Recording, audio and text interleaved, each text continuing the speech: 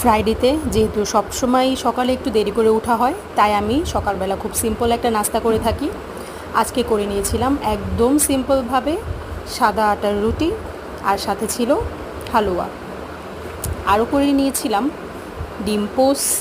এগুলো দিয়ে আজকে আমরা ফ্রাইডে ব্রেকফাস্টটা শেষ করি।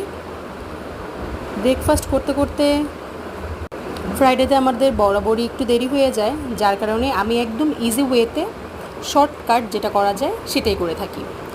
আর রুটিটা আমি আগের দিনই বানিয়ে রাখি, কারণ যেহেতু আমাদের সকালে দেরি হয়ে উঠতে, রুটি বানাতে গেলে তো অনেক সময় লাগবে, তাই আমি আগের দিন রাতে রুটি বানিয়ে ফ্রিজে রেখে দিই।